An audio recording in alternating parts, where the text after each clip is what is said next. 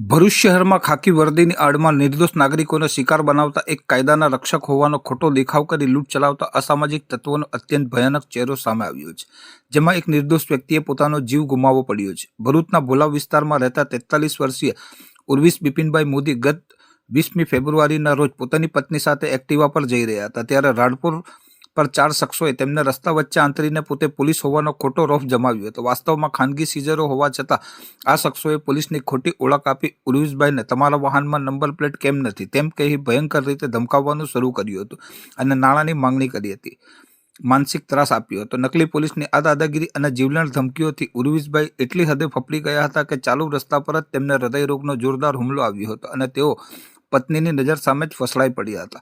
Hospital પહોંચતા પહેલા જ તેમનું કરુણ મોત નિપજતા સમગ્ર પંથકમાં અરેરાટી વ્યાપી ગઈ હતી। પત્ની તૃપ્તિ મોદીએ હિંમત દાખવી એ ડિવિઝન પોલીસ મથકે આ ચારેય આરોપીઓ સામે કડક ફરિયાદ નોંધાવી હતી, જેમાં સ્પષ્ટ આક્ષેપ કરાયો હતો કે તેમના પતિના અકાળે મોત માટે આ નકલી પોલીસની ધમકીઓ જ જવાબદાર છે। આ ઘટનાની ગંભીરતાને સમજી એ ડિવિઝન પોલીસ મથકના પીઆઈ આર.એમ. વસાવાના માર્ગદર્શન હેઠળ સર્વેલન્સ ટીમે તાત્કાલિક એક્શન મોડમાં આવી સચોટ ઓપરેશન પાર પાડ્યું હતું। પોલીસે ગણતરીના કલાકોમાં યોગેશ સંતોષભાઈ બેલેરાવ, સંજુ રામાધ્યાનભાઈ વસાવા, પ્રિતેશ ભરતભાઈ રાણા અને ભાવેશ વસાવા તમામ રહેવાસી ભરૂચને ઝડપી પાડી કાયદાના સકંજામાં લીધા છે। તપાસ દરમિયાન અત્યંત શરમજનક અને ચોંકાવનારી હકીકત એ બહાર આવી છે કે જે લુખ્ખા તત્વો નંબર પ્લેટના બહાને લોકોને ધમકાવતા હતા તેમની પોતાની જ ગાડીઓ પર નંબર પ્લેટ ગાયબ હતી।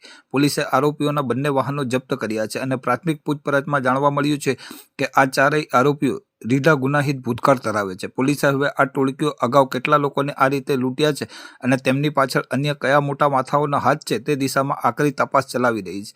આ બનાવથી ભરૂચની જનતામાં નકલી પોલીસ સામે રોષ જોવા મળી રહ્યો છે અને આરોપીઓને કડકમાં કડક સજા થાય તેવી માંગ ઉઠી છે।